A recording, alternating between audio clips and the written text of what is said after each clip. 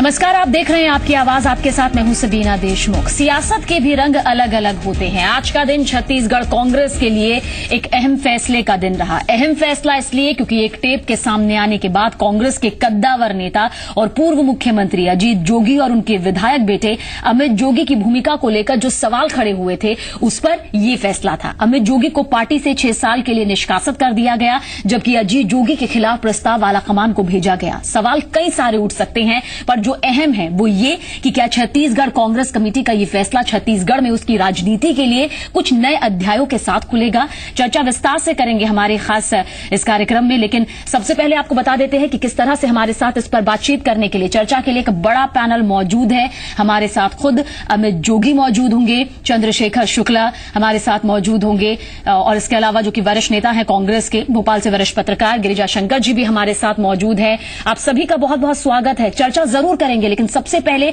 आज पूरे दिन छत्तीसगढ़ कांग्रेस के लिए कितना खास दिन रहा, सियासत के लहजे से ये रिपोर्ट आप देखिए।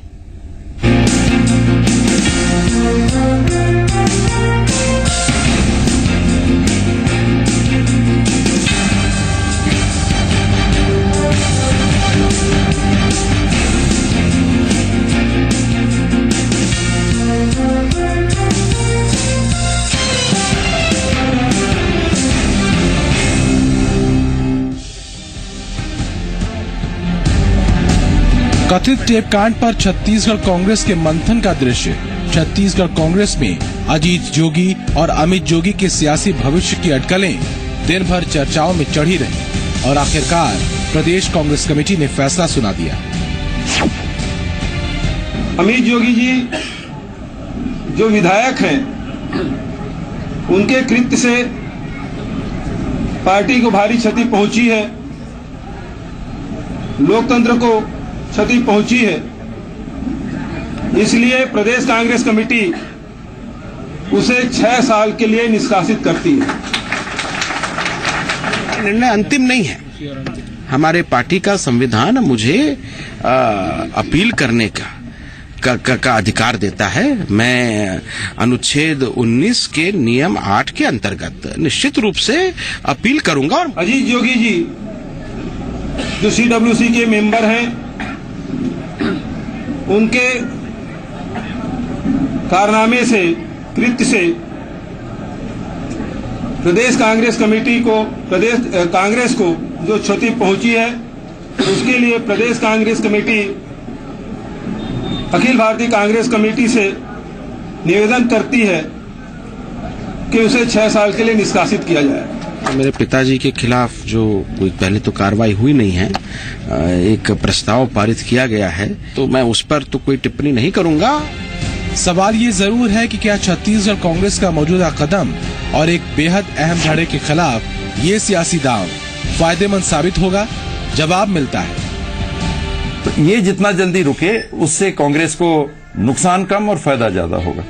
लेकिन फिर एक सवाल ये कि क्या वाकई कांग्रेस के लिए ये इतना आसान होने वाला है? इस पूरी साजिश का पुरजोर विरोध करता हूं, इससे डरने वाला नहीं हूं। अब मैं और भी ताकत से, अब पूरी ताकत के साथ जो छत्तीसगढ़ के गरीब, दबे, कुचले, असहाय लोग हैं, उनकी आवाज बनकर उभरूंगा।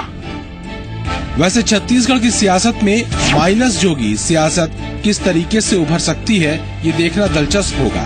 फिलहाल छत्तीसगढ़ कांग्रेस के भीतर एक मजबूत धड़े को शांत कराने में दूसरा धड़ा कामयाब कहा जा सकता है। कांग्रेस के अंतर्गत जो दलित, गरीब, आदिवासी नेतृत्व उभर रहा है, उसको खत्म करने की साजिश चल रही है और ये उसी साजिश का हिस्सा है।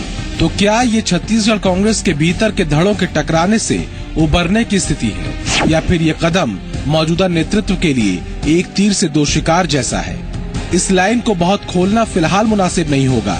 कुछ पॉइंट्स सियासी चर्चाओं के लिए भी छोड़े जाने जरूरी है। रायपुर से कन्हैया शुक्ला और देवेश तिवारी के साथ ब्यूरो रिपोर्ट, ज़ी मीडिया। तो इस रिपोर्ट के जरिए आप बेहतर तरीके से समझ गए होंगे कि कौन से बड़े सवाल आज की तस्वीर बनने के बाद खड़े हो रहे हैं। उसी पर चर्चा करने के लिए एक बार फिर से आपको बता देते हैं, खास पैनल हमारे साथ मौजूद है। खुद विधायक अमित जोगी जी हमारे साथ मौजूद है। इसके अलावा चंद्रशेखर शुक्ला, आप कांग्रेस के नेता हैं, हमारे साथ मौजूद है। गिरिजा शंकर जी हमारे साथ मौजूद हैं, आप वरिष्ठ पत्रकार हैं। आप तीनों का ही एक बार फिर से स्वागत है। शुरुआत आपसे करेंगे अमित जोगी जी। आज जिस तरह की छत्तीसगढ़ कांग्रेस की सियासत यहां पर रही, उस पर न सिर्फ हमारी और आपकी नजर रही बल्कि देश भर की भी नजर रही, क्योंकि अब ये जो हलचल है वो राजधानी में भी देखने को मिल रही है। इस पूरी हलचल को आप किस तरह से ले रहे हैं, क्योंकि साजिश आप इसे सीधे तौर पर कह रहे हैं, लेकिन पार्टी से निष्कासन होने के बाद अब किस तरह की आपकी रणनीति? धन्यवाद सबीना जी, आपने मुझे बुलाया उसके लिए। आज छत्तीसगढ़ में सामंती और जमींदारी प्रवृत्ति के कुछ लोगों की जीत अवश्य हुई है। आज निश्चित तौर पे छत्तीसगढ़ के गांव का गरीब, दलित, शोषित, पीड़ित आदिवासी हारा है। प्राकृतिक न्याय के सभी सिद्धांतों का उल्लंघन हुआ है, धज्जियां उड़ाई गई हैं। बिना आरोपों की जांच किए, बिना उनकी पुष्टि किए, बिना उन्हें प्रमाणित किए ही मुझे निष्कासित करने का जो निर्णय प्रदेश कांग्रेस कमेटी के 40 लोगों ने लिया है वो अविवेकपूर्ण है, अन्यायपूर्ण है और पक्षपातपूर्ण है। मैं इस प्रकार की सामंतशाही साजिशों से नहीं डरता हूं। मैं अब और भी ज्यादा ताकत से गरीबों और बेसहारा लोगों की आवाज बनकर काम करूंगा। मुझे इससे कोई रोक नहीं सकता। लेकिन सर, जो आवाज यहाँ पर आई है, देना चाहता हूं कि आज का जो ये 40 लोगों ने निर्णय लिया है, ने आपको यहाँ पर एक बड़ा नुकसान पहुंचाया है, लेकिन क्या आपको ये लगता है अमित जी, क्या आपको ये लगता है, क्योंकि पार्टी कह रही है अब इससे छवि जो है वो और ज्यादा मजबूत होगी और पार्टी की छवि निखरेगी, मालूम चलेगा कि अगर हमारे कोई बड़े नेता ऐसे किसी टेपकांड में फंसते हैं तो हम पार्टी कार्रवाई करती है, हम पीछे नहीं हटते?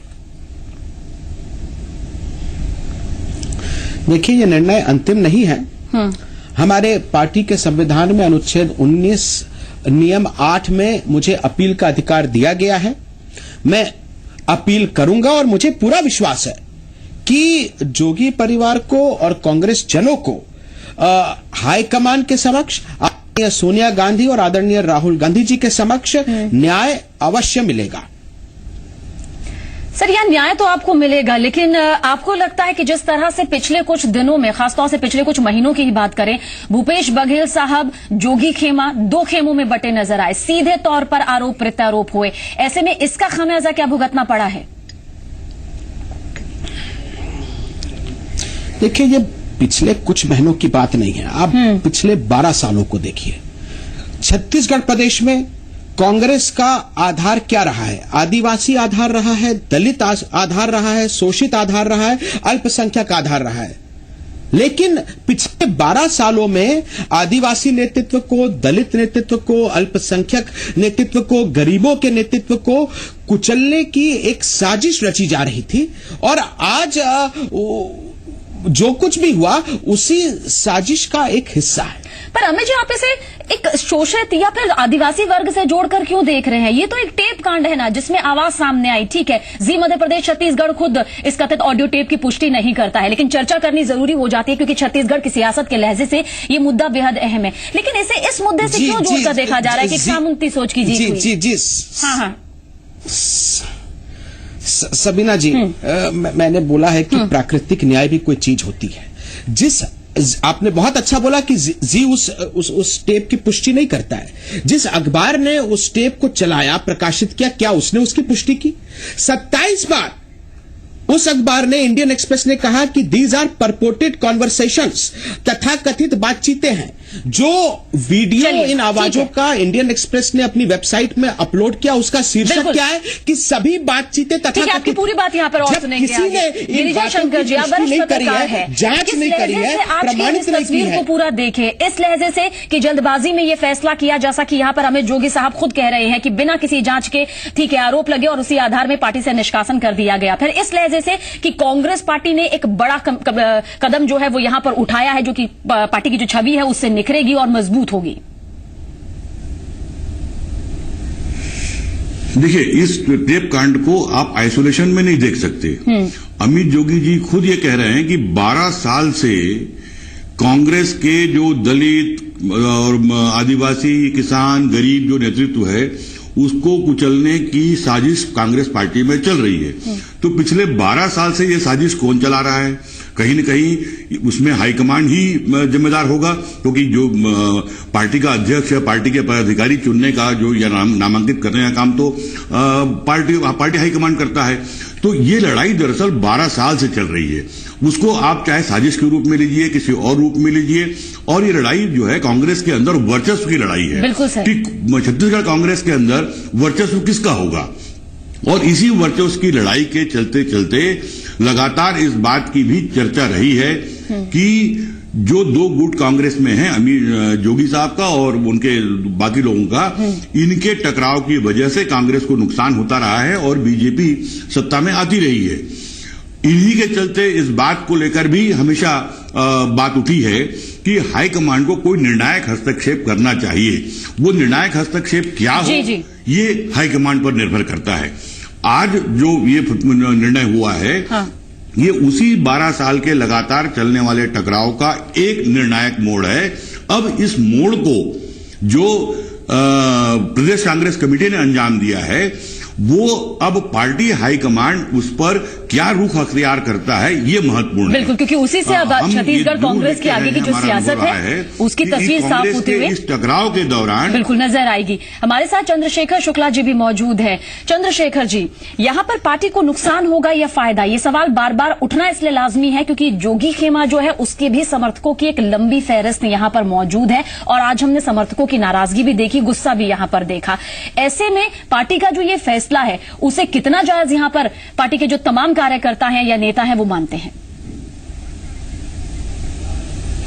देखिए सबीना जी, बहुत स्पष्ट बात है, आदिवासी नेता मंतूराम पवार को डैमेज करके बैठाया गया। बैठाने के उपरांत कांग्रेस की पूरे प्रदेश में, देश में भद्द पिटी। एक कांग्रेस जनों के लिए बड़ा आघात था। जिस व्यक्ति ने सीटिंग की वो खुद चीख चीख के कह रहा है कि मैंने सीटिंग की, और इन व्यक्तियों के कहने सीटिंग की। बड़े नेताओं ने निर्णय लिया है। बड़े नेताओं के निर्णय बाद पूरे प्रदेश में, खासकर कांग्रेस भवन में जो उत्साह का माहौल था, वो स्पष्ट कहता है कि इस अग्नि परीक्षा में कांग्रेस मजबूत होकर निकलेगी।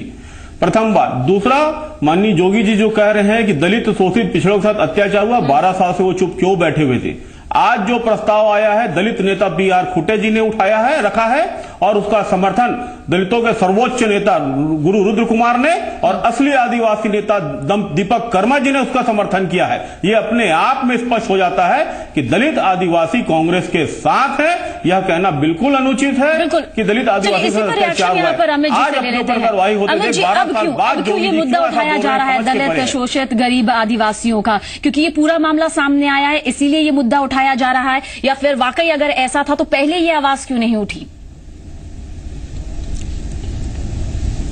ये आवाज बार बार, कई बार, अनेकों बार, सैकड़ों बार, लगातार, रोजाना उठाई जा रही है पिछले 12 सालों से। नहीं, अपनी पार्टी के खिलाफ नहीं उठाई गई ना? छुपा नहीं है।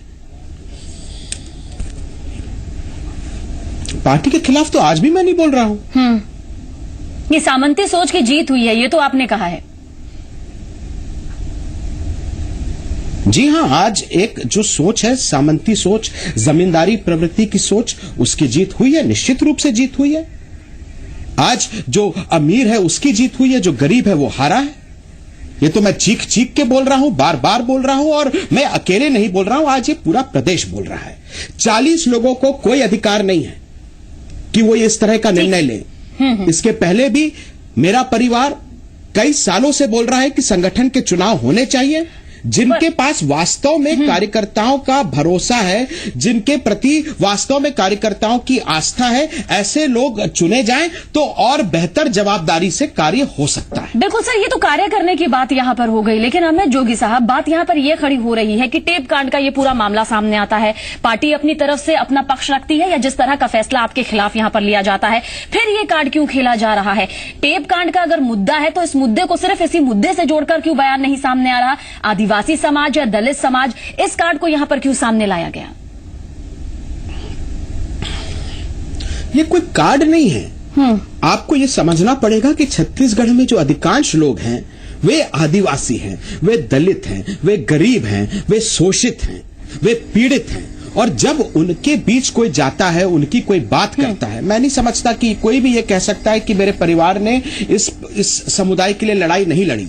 पूरी ईमानदारी के साथ, निष्ठा के साथ हम लोग इस समाज के लिए लड़ते आए हैं, आगे भी लड़ते रहेंगे। बिल्कुल। गिरिजा शंकर जी, आपको ये बात इस सिनेरियो में फिट होते हुए नजर आती है कि टेप कांड का ये पूरा मुद्दा यहां पर उठता है? ठीक है, हर किसी को पक्ष रखने का हक है, पूरी पार्टी को रखने का हक है, अमित जोगी साहब को अपना पक्ष रखने का हक है, लेकिन अब जो बात सामने आ रही है, आदिवासी वर्ग की बात सामने आ रही है, दलित की यह हार कही जा रही है, इसी से जोड़ना जायज है? नहीं, ये बहुत तार्किक नहीं लगता कि यदि किसी नेता को पार्टी से निकाल दिया जाता है या बाहर कर दिया जाता है तो वो एक बड़े समाज के खिलाफ कोई साजिश है, ये कोई तर्क पर नहीं है। और यदि अमित जोगी साहब ये कहते हैं कि उनका परिवार इन वर्गों के लिए लड़ता रहा है, तो क्या उनका परिवार अलग है और कांग्रेस अलग है? कांग्रेस नहीं लड़ती रही है उन लोगों के लिए, कि कांग्रेस से अलग वो लड़ते रहे हैं? और यदि वो कहते हैं कि हम संगठन चुनाव की मांग लगातार करते रहे हैं लेकिन वो नहीं कराया गया, तो कुल मिलाकर उनका जो आरोप है वो पार्टी हाईकमान पर है कि पार्टी हाईकमान जो दिल्ली में बैठी है वो संगठन चुनाव नहीं करा रही, नामांकन तो वही करती है, जो पदाधिकारी नियुक्त करती है वही करती है। तो दरअसल इन चीजों का बहुत कोई मतलब नहीं है। मुख्य बात यह है कि अब जो वर्चस्व की लड़ाई कांग्रेस को अपने कब्जे में करने की लड़ाई जो चल रही थी, उस लड़ाई का एक टर्निंग पॉइंट अभी आया है। अब इस टर्निंग पॉइंट का आगे का रास्ता क्या होगा, बिल्कुल, आगे का रास्ता क्या होगा और आगे की तस्वीर क्या होगी? क्या वर्चस्व की लड़ाई यहीं खत्म हो गई है या फिर यहीं से इसकी शुरुआत हुई है? इस पर हम आप तीनों से ही चर्चा करेंगे, खास बातचीत यहाँ पर करेंगे। जी गिरिजा शंकर जी, एक वक्त हो गया छोटे से ब्रेक का। ब्रेक के बाद आने के बाद इसी सवाल पर हम चर्चा को आगे बढ़ाएंगे। आप देख रहे हैं आपकी आवाज, जल्द हाजिर होते हैं।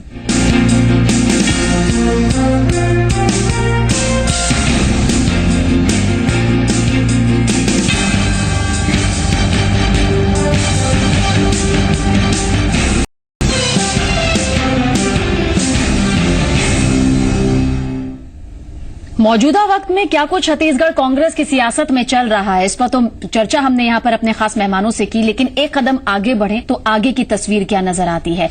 यहां पर चंद्रशेखर शुक्ला जी, आपसे बातचीत इस मुद्दे को लेकर करेंगे। अब कांग्रेस आगे क्या करेगी? क्योंकि जाहिर सी बात है, रमन सरकार के खिलाफ तमाम मुद्दे आप यहां पर उठा रहे हैं, लेकिन अब आपको अपनी ही पार्टी के एक बड़े धड़े से लड़ना है, मुकाबला करना है, क्योंकि जोगी खेमा जो है उनके समर्थकों की एक लंबी फहरिस्त है, उनकी नाराजगी भी सामने आ रही है, विधायकों का जो इस्तीफा है वो भी सामने आ रहा है, तो मनाने की कोशिश की जाएगी। तस्वीर को कैसे सुधारेंगे आप? यकीन मानिए सबीना जी, सारे पदाधिकारी कांग्रेस के साथ हैं, कोई भी व्यक्ति कांग्रेस के बाहर नहीं है। जिस किसी भी व्यक्ति को आज विधायक पद या बड़े पद का सम्मान मिला है वो कांग्रेस में होने की वजह से मिला है। व्यक्तिगत तौर पे उनका ऐसा कोई संगठन या ऐसा कुछ भी वो नहीं है। आदमी चाहे तो इस बात को आजमा के प्रमाणित करके देख ले।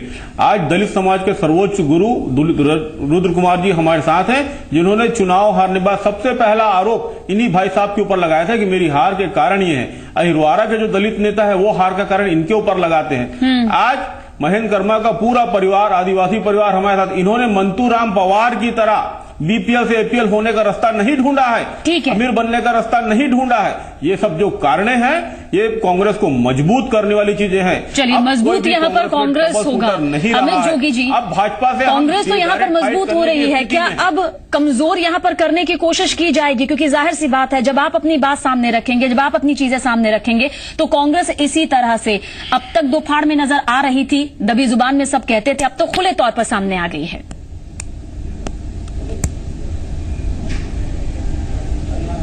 देखिए, मैंने आपको पहले भी कहा कि ये निर्णय अंतिम नहीं है। 40 लोग यहां बैठ जाएं और कोई निर्णय लें, ये अंतिम निर्णय नहीं होता है। हमारे पार्टी के संविधान में, कांग्रेस पार्टी के संविधान के अनुच्छेद 19 नियम 8 के अंतर्गत सभी को अपील करने का अधिकार दिया गया है। ये निर्णय जो आज हुआ, ये कोई अप्रत्याशित तो था नहीं। सब जानते थे कि किनके हाथ में निर्णय है और वे निर्णय क्या लेंगे। ऐसा निर्णय हुआ, लेकिन आला कमान के समक्ष मैं अपील करूंगा। अपील का अधिकार मुझको दिया गया है और जितने भी तथ्य हैं, जितने भी साक्ष्य हैं, उनको लेकर मैं अपनी बात वहां रखूंगा। और मुझे पूरा विश्वास है कि जोगी परिवार को और छत्तीसगढ़ के लाखों हजारों कांग्रेस जनों को वहां न्याय मिलेगा, वहां से हताशा नहीं मिलेगी। चलिए ठीक है, आखिरी सवाल यहाँ पर गिरिजा शंकर जी से पूछते हैं। गिरिजा जी, क्योंकि आज छत्तीसगढ़ कांग्रेस की जो बड़ी तस्वीर सामने आई वो सभी के सामने रही। अब उम्मीद यहाँ पर भले ही प्रदेश कांग्रेस कमेटी यहाँ पर ये कर रही है कि इससे एक मैसेज आगे गया है, लेकिन क्या आपको सियासत यहीं तक थमती नजर आती है या फिर लगता है कि शुरुआत तो अब सनसनी की हुई है, एक ऐसी हलचल की हुई है जो इतनी आसानी से थमती नजर नहीं आएगी?